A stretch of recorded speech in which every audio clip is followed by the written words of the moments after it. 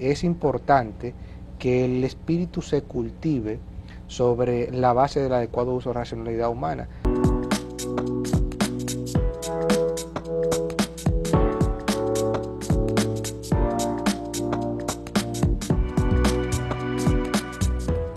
Saludos amigas y amigos, ustedes sintonizan Acento TV y este es su espacio a partir de ahora.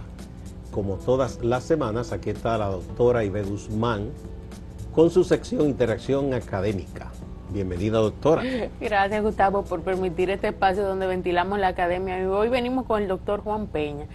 Juan dirige la Escuela de Humanidades la dirigía en Santiago y en Santo Domingo. Ahora ya se estableció únicamente en Santiago. Y hoy va a conversar con nosotros ¿De cuál universidad, perdón? De la Pucamaima. De la Pontificia Universidad Católica, ya, madre bien. y maestra. Y que pequeños detalles con mucha importancia. Nosotros hemos venido conversando, Juan, en programas anteriores sobre esta nueva manera que tenemos que tener los maestros de aproximarnos a nuestros estudiantes. Se habla de una generación de cristal, pero vimos recientemente con la congregación de iglesias católicas que en una primera charla que dieron de psicología, donde se hablaba de que al menos el 30% de los estudiantes universitarios, tiene al menos una enfermedad de salud mental. Sí. Wow. Sí, al menos, o sea, que si tú tienes una aula con El 30% de los estudiantes universitarios, sí, alguna condición mental. alguna condición tiene. Al menos, porque puede tener varias. Entonces, nosotros en este contexto de, por un lado, esta generación que no le llama de cristal, con problemas serios de abordaje de la realidad, cómo tú crees que la espiritualidad puede ayudarnos, ¿no?, a mediar en el ámbito académico?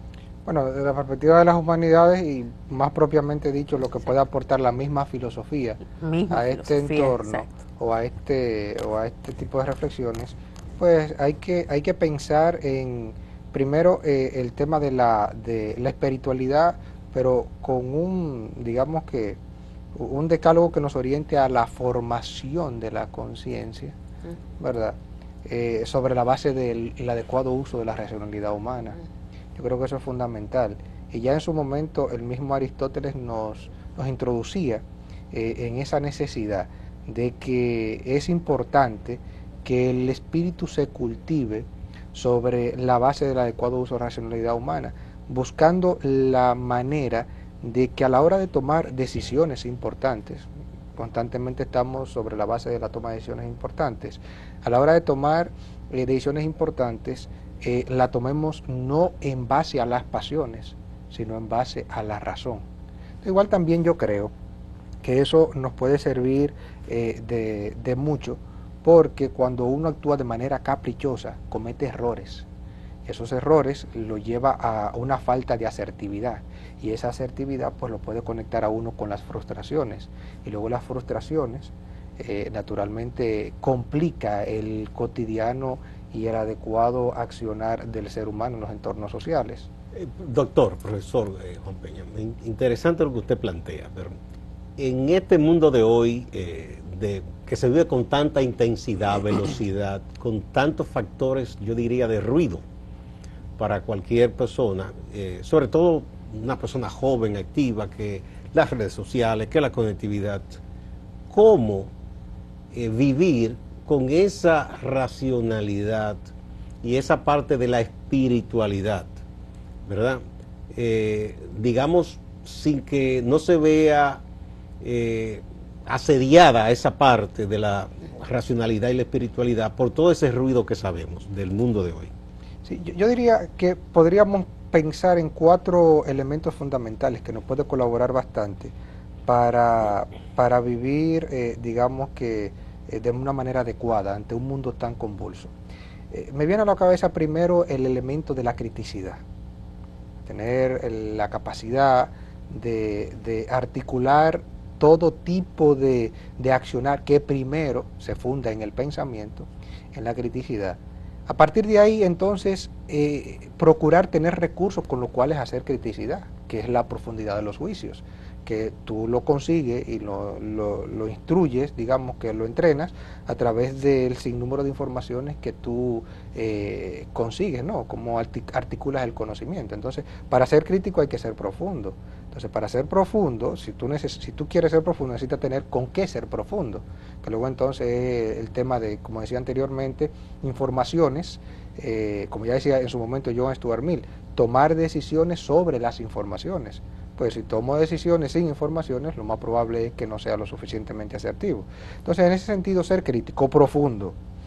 Luego el otro elemento es el tener un sentido cuidadoso de la vida. El sentido cuidadoso de la vida me permite a mí mirar desde el balcón el problema, el acontecimiento. Pienso yo, y de hecho, detrás de cámara usted hacía referencia, no propiamente a esto, pero mencionaba el boxeo. No es lo mismo uno estar reburujado la trompa con alguien ahí que mirar desde la posición de espectador. Uno se atreve a arreglar la pelea sin problemas desde el espectador. Uno dice, no, porque hay que darle un derechazo. Ese sabe muchísimo, más que el que está fajado. Claro, entonces es eso. Situémonos en ese escenario.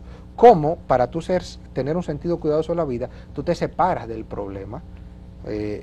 Es como lo que se promueve aquello de ir a pensar en frío, analizar la situación en frío.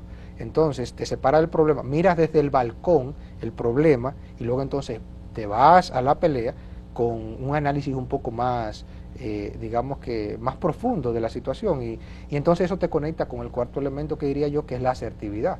Entonces fíjate cómo hay 3 pasos previos para tú lograr ser asertivo. Ser crítico, tener con qué criticar, ¿verdad? Y luego entonces que eso te lleve a tener un sentido cuidadoso de la vida, porque luego no es que no es que solamente le hagas teoría al problema, sino hay que ir sobre, sin caer en un utilitarismo como usted sugería que conversáramos, tú vas a la práctica pero con recursos bastante bien fundados de una actividad previa y luego eso te puede conectar con la asertividad, que eso es fundamental. Yo diría que eso puede colaborar en este ámbito.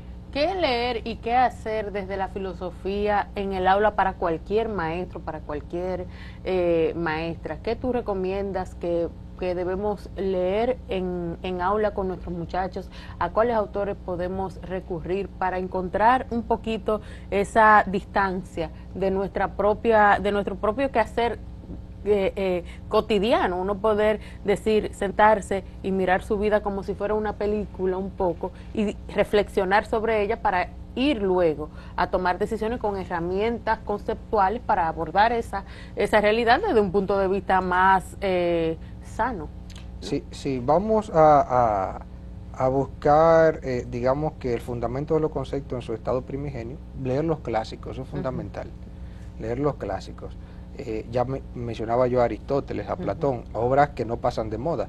Fíjese usted que todavía el sistema político que tenemos alrededor de todo el mundo, particular, de una manera muy especial, se articula en 2 grandes obras que están ahí, que son fundamentos, no solo la única, ¿no? Pero son fundamentos del sistema político, la república y la política, de Aristóteles y de Platón. Leer los clásicos, no solamente ellos, pero luego también con los clásicos leer autores contemporáneos que nos ayudan a entender desde los clásicos, que se viene diciendo desde hace muchísimo tiempo, esas cosas, pero en un ambiente un poco más actual. Tenemos a Zygmunt Bauman, hablábamos de la sociedad líquida, ahorita, cómo entender esta generación de cristal, que no se quiere que se le diga de tal manera, pero que si tú te pones a analizar cómo eran las generaciones décadas atrás, a cómo es la generación nuestra particularmente, pues somos un poco más sencillos, no toleramos rigurosa disciplina y qué sé yo, y llamados a la atención que nos organicen de alguna manera.